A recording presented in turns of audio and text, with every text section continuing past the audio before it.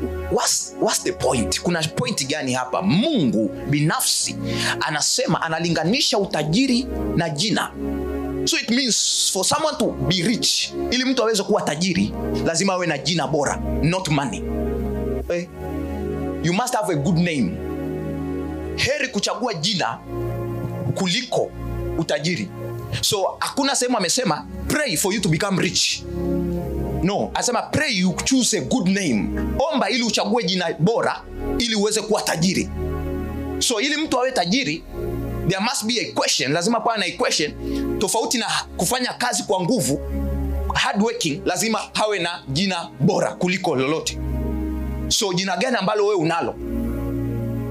So kumbe watu hawafaniki kwa sababu wanajituma, kwa sababu hata maskini naye anajituma, lakini kitu ambacho kimekosekana pale ni kuwa na jina ambalo ni bora. So ni heri kuchagua. So ni uchaguzi ambao wewe mwenyewe unaamua kuuchagua. What do you choose, my friend?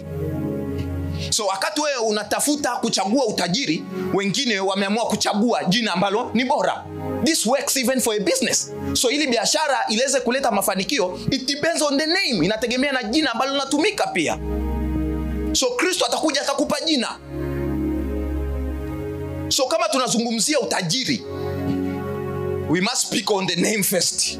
Vitu vya kwanza vya kudeal navyo ni jina. Jina gani ambalo wewe unalo? Jina lako linavutia huo utajiri. So anasema ni heri, it is better. So kuna ambao watachagua utajiri, but huyu anasema jina bora ni bora, jina zuri ni bora kuliko utajiri. So amemeasure hivi vitu viwili, akagundua no, I need a good name. Nahitaji jina zuri. Kwa sababu jina zuri ukipata hautafilisika, because you have a good name. So what are you looking, my friend? Wewe unatafuta nini? Hard working without no good name, kufanya kazi kwa bidii pasipokuwa na jina zuri. Anasema tazama, nimeona watumwa wakipanda farasi, wafalme wakitembea kwa miguu. Anasema nimeona ubatili juu ya dunia, kwamba anaifanya kazi kwa bidii hali matunda ya mikono yake. Lakini ni kwa sababu moja, watu wamekataa maarifa. Anasema ni bora kuchagua jina bora, jina zuri. Lakini jioni ya leo utachagua jina zuri katika jina la Yesu. Amen. Fungua nami kitabu cha Mwanzo.